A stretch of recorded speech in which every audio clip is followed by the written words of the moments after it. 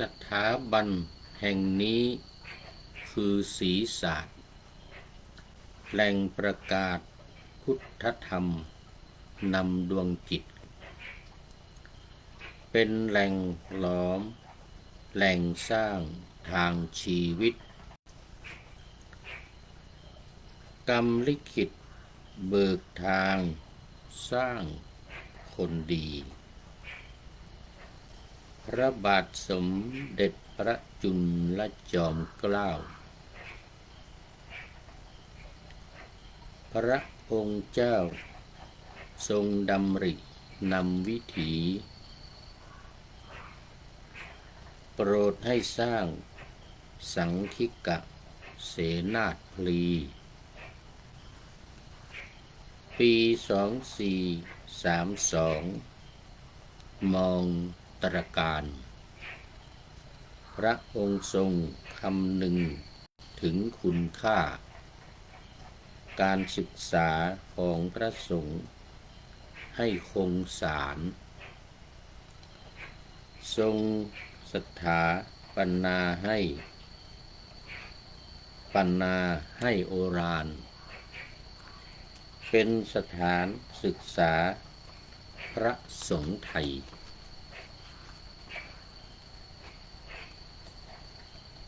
มหาธาตุวิทยาลัยในนามเก่าปี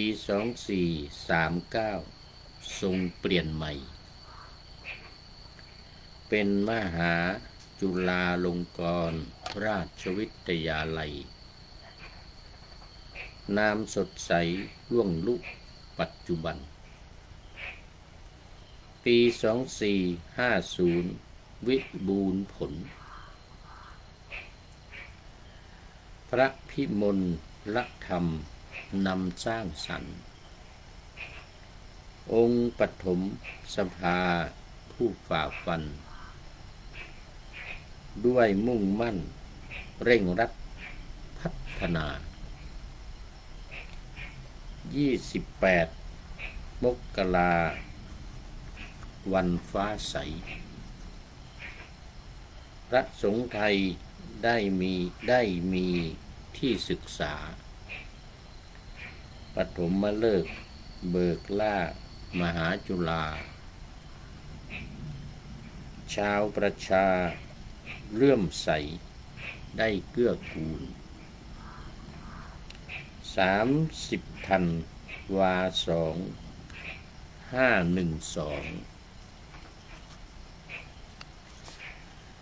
คณะสงฆ์รองรับมิดับศูนย์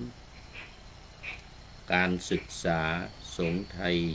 ไม่อาดูลทวีคูณดอกผลให้คนชมด้วยพระประสงค์ขององค์ประมุข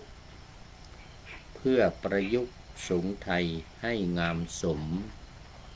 กิริยาที่ท่าน่านิยมทุกสังคม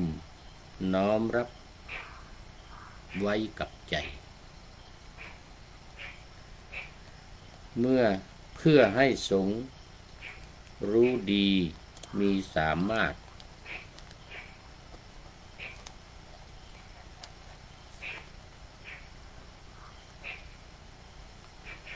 ช่วยประกาศศาสนธรรมนำสดใสเป็นผู้นำชีวิตและจิตใจกอบตนในคุณค่าเมตตาธรรมเพื่อให้สงฆ์เข้าใจในหลักพุทธ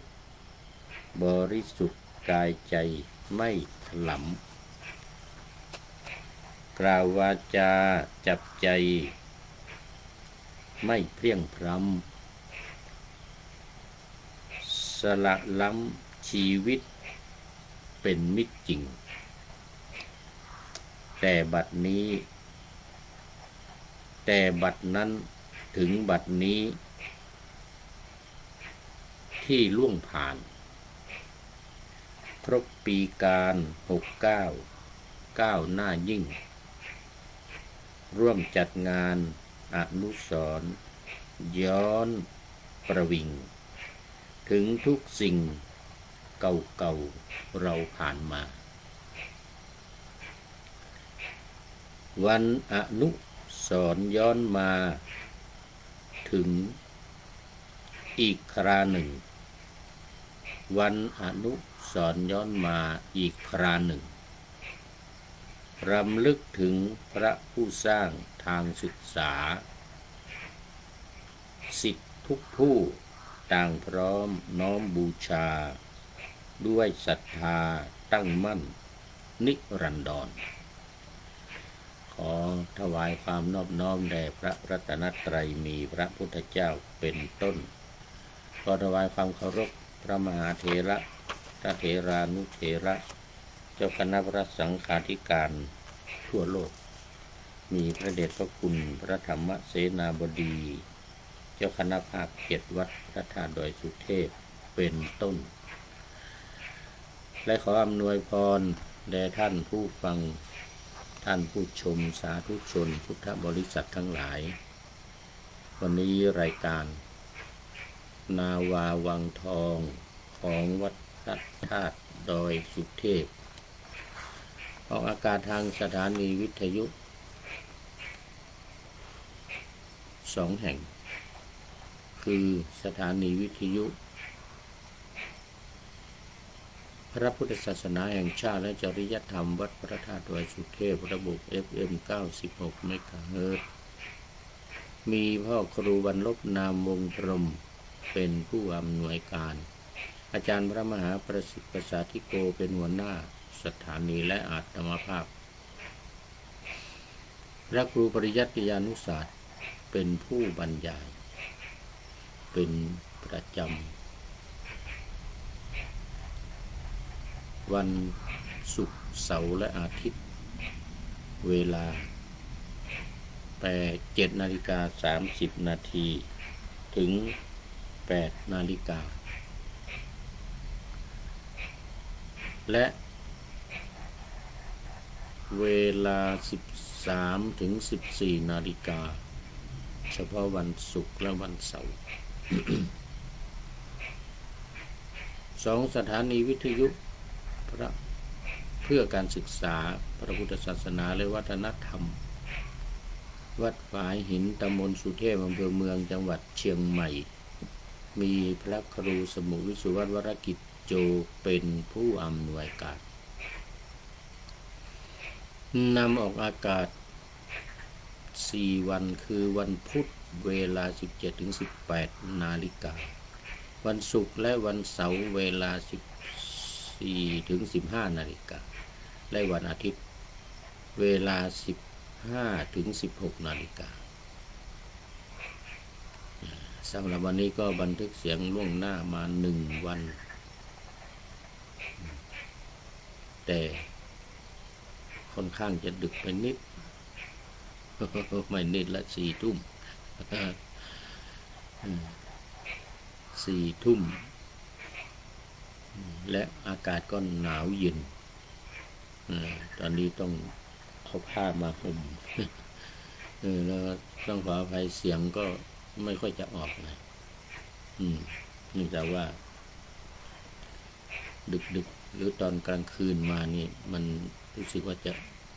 หวัดเป็นหวัดลงคอแต่จำเป็นต้องทำนะเพราะว่าต้องลงหน้าไว้วันพรุ่งนี้รายการออกอากาศในวันพรุ่งนี้ถ้าไม่ทำก็ไม่ทัน ต้องขออภัย FC ทั้งหลายมันค่อนข้างจะดึกก็ต้องพักผ่อนหย่อนใจกันไปเป็นธรรมดาถือว่าตอนนี้พูดให้เขียดฟังเลย เสียงเขียดอ๊อบแอบไม่เป็นไรรายการสุดท้ายแล้ววันนี้อีกประมาณ20 นาทีประมาณ20 นาที ซึ่งรายการนาวาวังทองนี้ก็สืบเนื่องมาจากโครงการปูทางสู่การตื่นรู้ธรรมนาวาวังของสำนักพระราชวังได้พระคุณหลวงพ่อพระธรรมเสนาบดีได้รับนโยบายจากสำนักพระราชวังมาเมื่อปี2567เริ่มดำเนินการมาเป็นเวลา2 ปีเต็มไปแล้วเมื่อวันที่13 มิถุนายนที่ผ่านมาตอนนี้ก็เริ่มเข้าปีที่3ปีที่3ซึ่งรายการเป็นรายการที่พระเดชพระคุณท่านเจ้าคุณพระเทพยานวชิระชิโนภาสวิหรือท่านอาจารย์ต้นหรืออาจารย์ทวีวัฒน์จารุวรรณโน เป็นเจ้าของสำนักคือสำนักศึกษาธรรมโดยธรรมนาวาจังหวัดเชียงรายและศูนย์ปฏิบัติธรรมป่านาโศกังหมู่บ้านดงดินดำตำบล3 ดินแดงเดี๋ยวจำไม่ค่อยได้จำผิดแต่เนี่ยนะตำบลนี่นะแต่อำเภอเสนางคณิคมนี่จำได้แม่นยำจังหวัดอำนาจเจริญเป็นสำนักเดิมของพระเดชพระคุณหลวงพ่อพระเทพยานวชิระชิโนภาสยานวัชนะชิโนภาสที่จังหวัดอำนาจเจริญนะนี่ตำบลหนองสามสีตำบลหนองสามสีไม่ใช่ดินแดงนะไม่ใช่3 ดินแดงนะตำบลหนองสามสีอำเภอเสนางคณิคมจังหวัดอำนาจเจริญเริ่มที่พักสงฆ์ป่านาโศกังอันนี้ก็เป็นสำนักปฏิบัติธรรมสำนักปฏิบัติธรรมป่านาโศกังนี่ก็พระเดชพระคุณก็ได้ทำการวิจัยทำการวิจัยมา20 ปีนี่แล้วก็ได้หลักการ4 วิธีการ6ในการปฏิบัติธรรมเพื่อกำจัดทุกข์นำไปสู่ความสุขอันเกษมความสุขอันเกษมสูงสุดในพระพุทธศาสนาคือพระนิพพานเมื่อพ้นจากทุกข์อันนี้มีเป้าหมายที่แน่นอนโดยหลักการ4 วิธีการ6และผู้พูดก็ให้เพิ่ม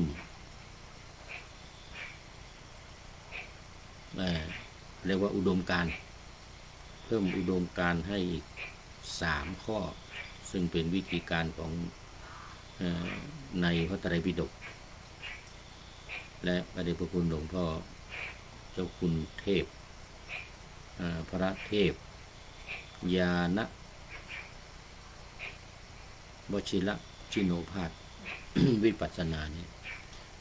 ได้นำมาเป็นหลักสำคัญก็คือการท่องจำนะการท่องจำ2นำไปปฏิบัติ2ทำความเข้าใจครับ1การท่องจำ2ทำความเข้าใจ3นำไปปฏิบัติเมื่อมา ดูหลักการและวิธีการ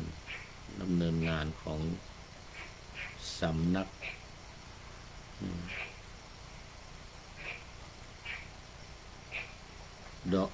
สำนักศึกษาธรรมโดยธรรมนาวา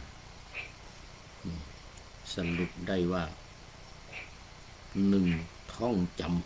ำทุกอย่างธรรมะทุกอย่างต้องท่องให้จ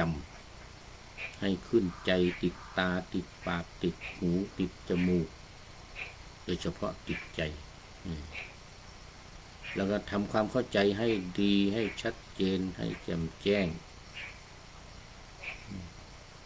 เสร็จแล้วนำปฏิบัติตามที่ท่องไว้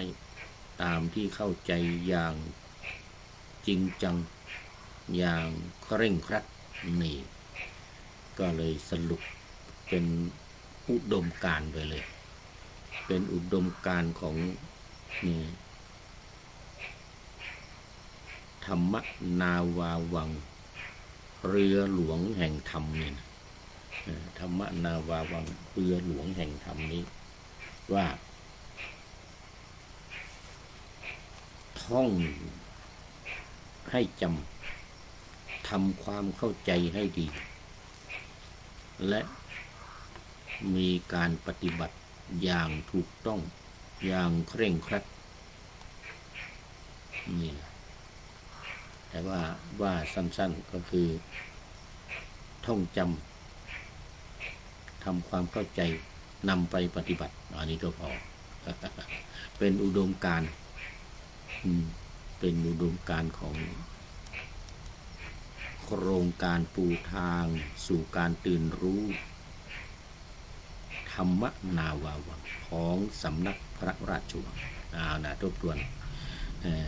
ก็คือจะทบทวนอย่างนี้ทุกวันจะทบทวนอย่างนี้ทุกวันแล้วก็อย่าลืมเพิ่มเติมเข้ามาในรายในการวิธีการปฏิบัติในข้อ2คือการเมื่อท่องธาตุกรรมฐานเสร็จแล้วก็เพิ่มการทักอารมณ์เข้ามาแล้วก็ในข้อเพิ่มข้อ3เข้ามาก็คือกำหนดกาย6ขั้นตอนแล้วข้อ3ในหลักการก็เลื่อนไปเป็นข้อ4คือการท่องขันธ์5จากข้อ4แล้วก็เพิ่มข้อ5เข้ามาคือการเรียนรู้ขันธ์5แล้วยกข้อ4อริยสัจ4เนี่ยไปเป็นข้อ6โดยการกำหนดการความเกิดดับของขันธ์5ลงในอริยสัจ4นี่เป็นวิธีการสุดยอดของสำนักศึกษาธรรมโดยธรรมนาวาจังหวัดเชียงรายอำเภอเมืองจังหวัดเชียงรายและสำนักปฏิบัติธรรมป่านาโศกพังหมู่บ้านดงดินดำตำบลหนองสามสีอำเภอเสนางคณิคมจังหวัดอำนาจเจริญต้องจำให้แม่นยำนี่ เป็นแนวทางใหม่ที่สุดยอดพระบาทสมเด็จพระเจ้าอยู่หัวทรงนำมาทำเป็นโครงการปูทางสู่การตื่นรู้ธรรมนาวาแล้วก็เพิ่มวังเข้ามาวังก็คือพระราชวังในรายการของเรานี้ตัดคำว่าธรรมะออกเหลือนาวาวังและเพิ่มทองเข้ามาเพราะคุณค่านามะในรายการของเรานี้ในโครงการนี้มันเหมือนกับทองคำเลยทีเดียวมีค่ามากที่สุดยอดเลยเอาอะไรมาเปรียบเทียบก็ไม่เท่าก็เอาทองคำมาเปรียบ วังทองหมายถึงทองคำธรรมะทุกอย่างในเนี่ยหลักการ4วิธีการ6เนี่ยมันสุดยอด มีคุณค่าสูงมากเทียบเท่ากับทองคำเลยทีเดียวซึ่งตอนนี้ขึ้นราคามากหลายหมื่นบาทนี่ไอ้หนึ่งบาททองนี่แหละหลายหมื่นบาท60,000เขาเห็นขึ้นไปเกือบ700,000นะ80,000 90,000อย่างเงี้ยแล้วก็ลดลงมาบ้างขึ้นลงอย่างเงี้ยอันนี้คือราคาทองคำซึ่งจะแทนที่ดอลลาร์ซึ่งครองตลาดมานานเป็นป๊อปปูล่ามานาน70-80 ปีตอนนี้ทองคำสูงเสียดยอดขึ้นมาแล้วทองคำสูงเสียดยอดขึ้นมาราคาดอลลาร์จะลดลงความเป็นใหญ่ของดอลลาร์ที่เป็นเจ้าโลกมา70-80 ปีนี่จะกำลังจะหมดไปทองคำจะขึ้นมาผงาดแทนในทีนี้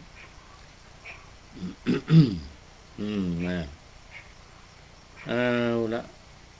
เทียบกันเปรียบเทียบกันเข้ามาสู่เนื้อหาแล้ววันนี้เนื้อหาสำหรับวันนี้จะเป็นเรื่องผีสิงพระจากการที่เราได้นำเสนอเรื่องของไตรรัตน์หรือพระรัตนตรัยเป็นสิ่งที่คุ้มครองป้องกันชาวพุทธมาหลายวันแล้วก็มาพูดถึงการอุทิศบุญกุศลให้กับลูกที่ถูกทำแท้งลูกที่แท้งมาบ้างแล้วก็อุทิศส่วนให้เทวดาบ้างเทพธิดาเทพบุตรทั้งหลายวันนี้มาพูดถึงเรื่องของการแก้ปัญหาผีสิงของพระผีสิงพระเนี่ยตัวอย่างเรื่องของผีสิงเรื่องของสิ่งศักดิ์สิทธิ์อะไรทั้งหลายที่เข้ามาครอบงำจิตใจของคนแล้วก็ทางสำนักมีวิธีแก้โดยพระปริตทั้ง3คืออาตานาติยปริตรัตนปริตแล้วก็ขันธปริตนะตอนนี้มาถึงเรื่องของผีสิงพระบ้าง ครั้งนั้นพระมหาโมคคัลลานะจงกรมอยู่ในที่แจ้งถูกมารผีอมนุษย์มารนี่มันคือเป็นนู่นอยู่บนสวรรค์นู่นนะอยู่ในสวรรค์ชั้นที่นิมมานรดีหมู่มารนี่นะมารหมู่คนทันหมู่ยักษ์แต่หมู่ยักษ์นี่อยู่ในชั้นต้นคือชั้นจาตุมมหาราชิกานี่นะอันนี้หมู่ยักษ์แต่ว่าเป็นเทวดาประเภทหนึ่งเทวดาแล้วมีฤทธิ์ด้วยหมู่ยักษ์เนี่ยอยู่ในชั้นจาตุมมหาราชิกาแต่หมู่มารนี่อยู่นู่นชั้นที่5นิมมานรดีชั้นที่6มันจะเป็นพวกคนทัน เป็นเราเรียกว่าเป็นชาวทิพย์ทั้งนั้นเลยในโครงการปูทางสู่การตื่นรู้นี่เรียกพวกเทวดาอินพรหมสัตว์นรกทั้งหลายเป็นชาวทิพย์นะเพราะเราเกิดปุ๊บปั๊บขึ้นพระมหาโมคคัลลานะเมื่อถูกมารเข้าสิงนี่นะมารลามกนี่นะผู้ลามกเข้าไปในท้องในไส้นั่นนะมารเข้าไปอยู่ในไส้ของมหาโมคคัลลานะได้มีความคิดว่าท้องเราเนี่ยเหมือนมีก้อนหินหนักๆเหมือนกันนะและเป็นเช่นกระทอ คือตะกร้าไม้ไผ่สารนี่เราเรียกกระทออันเต็มไปด้วยถั่วหมักมาไงเพราะเหตุไรเนาะก็จึงลงจากที่จงกรมแล้วเข้าไปสู่วิหารนั่งอยู่บนอาสนะที่ปูไว้ครั้นนั่งแล้วได้สำรวจหามารผู้ลามกที่เป็นปีเนี่ยนะด้วยอุบายอันแยบคายเฉพาะตนนี่อโมคคัลลานะมีฤทธิ์มากเลยแต่ยังถูกมารเข้ามาสิงเข้ามาอยู่ในไส้ อยู่ในท้องในไส้พระมหาโมคคัลลานะได้เห็นมารผู้ลามกเข้าไปในท้องในไส้แล้วจึงกล่าวว่ามารผู้ลามกท่านจงออกมาอย่าเบียดเบียนพระตถาคตเจ้าและสาวกของพระตถาคตเจ้าเลยการเบียดเบียนนั้นอย่าได้มีเพื่อโทษไม่เป็นไปเพื่อประโยชน์เพื่อทุกข์แก่ท่านตลอดกาลและนานเลยว่างั้นนะบอกแก่มารเมื่อรู้ว่าพระ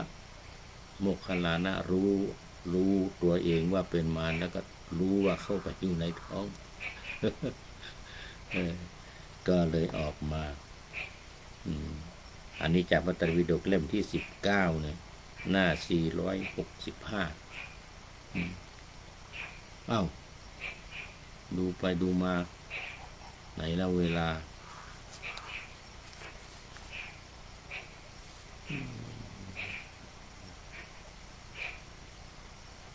หมดเวลาหมดเวลาได้เรื่องวันนี้เรื่องของมารเข้ามาอยู่ในท้องมหาโมคคัลลานะโดนมหาโมคคัลลานะรู้ก็เลยออกมาเลยทีนี้เอามารออกมาเรียบร้อยแล้วเอาละตอนนี้ก็มาดูข้อคิดท้ายรายการนิดหน่อยนะดูข้อคิดท้ายรายการนิดหน่อย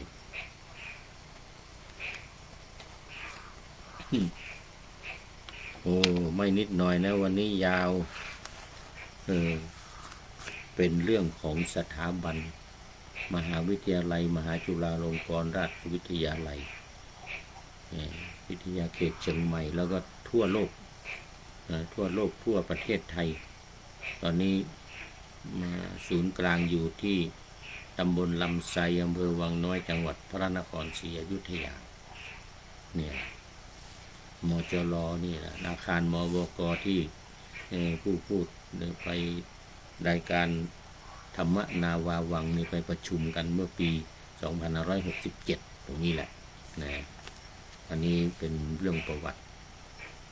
ความเป็นมาเราว่าสถาบันแห่งนี้คือศีรษะแหล่งประกาศพุทธธรรมนำดวงจิตเป็นแหล่งหลอมแหล่งสร้างทางชีวิตกรรมลิขิตเบิกทางสร้างคนดีพระบาทสมเด็จพระจุลจอมเกล้าพระองค์เจ้าทรงดำรินำวิถีโปรดให้สร้างสังคิกะเสนาถลีปี2432มองตระการถนนที่วัดมหาธาตุตึกสังคิกะเสนาถอยู่ทางด้านสนามหลวงตอนนี้เป็นสำนักงานราชบัณฑิตยสถานพระองค์ทรงคำนึงถึงคุณค่าการศึกษาของพระสงฆ์ในให้โครงสารคือสาระนะทรงสถาปนาให้โอฬารเป็นสถานศึกษาพระสงฆ์ไทยอันนี้ก็พระปิยมหาราชก็คือพระจอมเกล้าเจ้าอยู่หัวรัชกาลที่5มหาธาตุวิทยาลัยในนามเก่าปี2439ทรงเปลี่ยนใหม่เป็นมหาจุฬาลงกรณราชวิทยาลัยนามสดใสล่วงลุปัจจุบันปี 2450 วิบูลย์ผล พระพิมลธรรมนำสร้างสรรค์องค์ปฐมสภาผู้ฝ่าฟันด้วยมุ่งมั่นเร่งรัดพัฒนา 28 กรกฎาคม วันฟ้าใส พระสงฆ์ไทยได้มีที่ศึกษาปฐมฤกษ์เบิกล่ามหาจุฬาชาวประชาเลื่อมใสได้เกื้อกูล 30 ธันวาคม 2512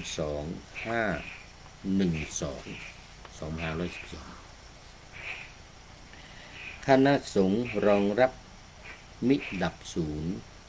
การศึกษาสงฆ์ไทยไม่อาดูลทวีคูณดอกผลให้คนชม